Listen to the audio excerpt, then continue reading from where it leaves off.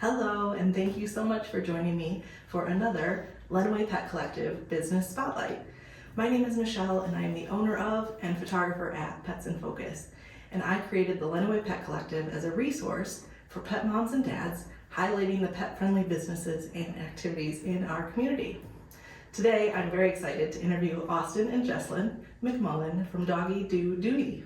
Thank you so much for joining me. Thanks for having us. Yeah. Hi guys. The McMullens started their cleanup business in June of 2024, and I found them through an article in the Lenawee Voice. So, I read in the article about Izzy's surprise litter. I can confirm that going from 2 dogs to 3 is a lot, but I cannot believe you guys went from 2 to 11. What an experience. It was 2 to 13, because 11 were just puppies. Yeah, it was. Oh my It goodness. was a lot. It was a roller coaster for sure. I'll bet. But it was cool because it inspired your business idea. Yeah. So talk to me about starting a business in Lenawee.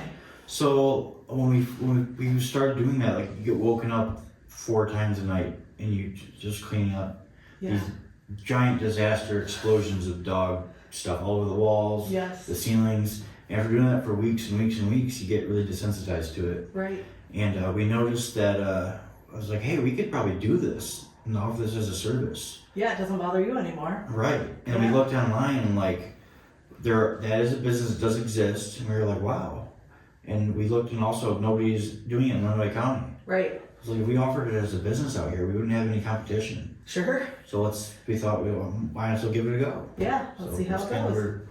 Yeah, and people were searching for it too, like Facebook groups and stuff. People were asking, so I was like, there's a need, we need to fill it. There you go.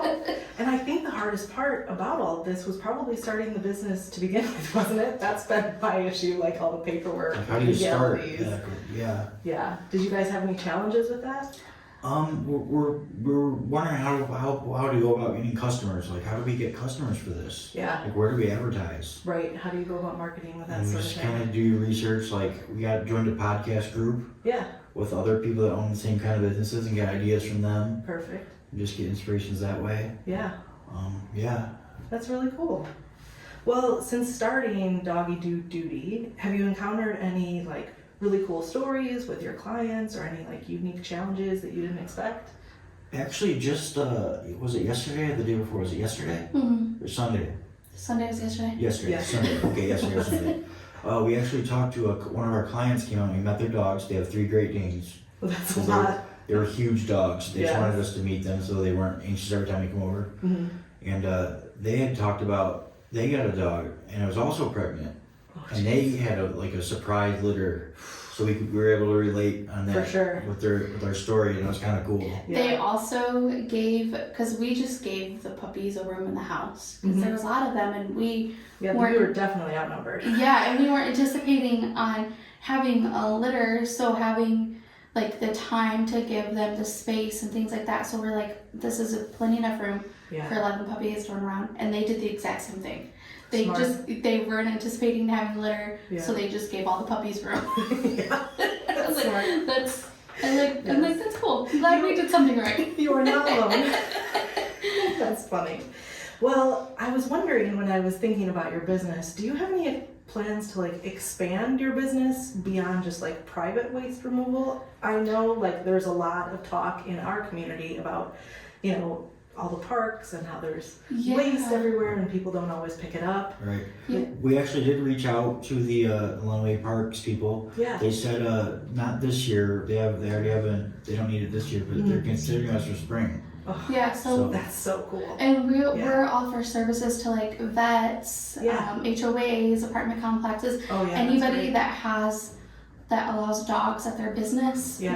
We're willing to work with and manage the pet waste stations. And we're also looking into adding in the spring like yard deodorizer, sanitizer. Yeah. So then that way we can offer that too. So we're trying to kind of expand in not just residential but commercial as well. That's awesome. Possibly in the winters, putting out clearing out walkways for their dogs and putting pet friendly salt down. Oh yeah, that's a great idea. Yeah. Oh, lots of room for lots of opportunities there. That's Yeah. really cool. Yeah. Oh, I'm excited for you guys.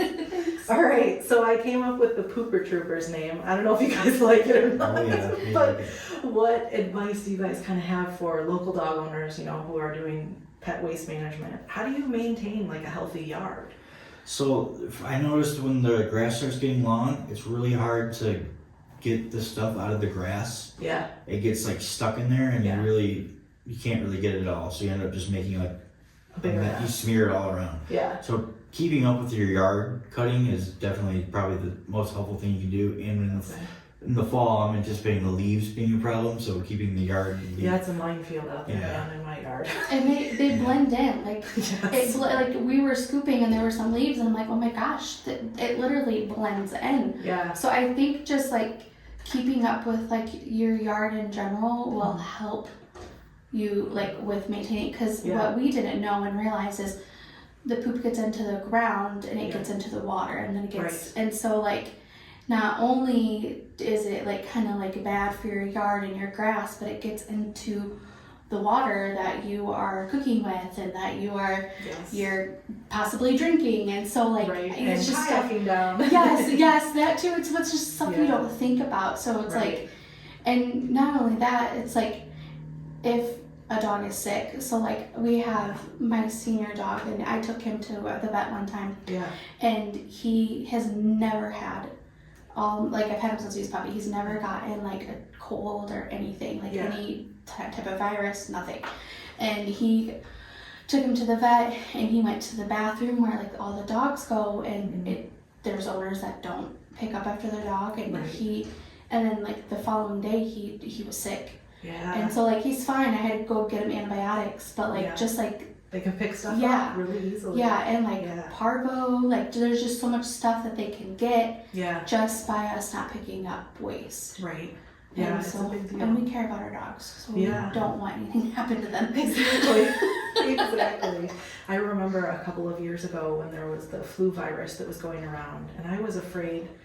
I was afraid to do much of anything. I mean, they were talking about, the MSU was talking about how like fly can sit on one dog's waist and then come in your yard and sit on your dog, and then your dog can get it. And I was like, this is too much. Like, yeah, it's a lot. So just keeping up with it is, and sometimes like people can't, because it's like they have children to take care of, or they're elderly, or they're disabled, and so like having services like this, like a lot of people look like it's newer, so people kind of are like, why don't you just pick up your own dog, like you got the dog, like I had to convince people that pet photography was a thing too. So it's like, but if you are full-time, if you're working full-time and your kids are in sports and you want to be active and present with your kids and your dog, it's like it's just one of those things that's like especially like after the time change. Yeah. After the time change, you go to work, it's dark, you come home and it's dark. Yeah. Right. You can't do it in the dark. Yeah,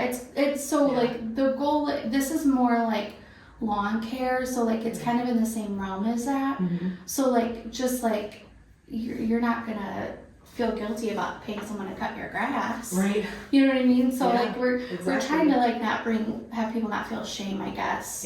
With this, it's nice, and it's convenient. It's an so service. it's like might as well do it. I mean, I would pay for it.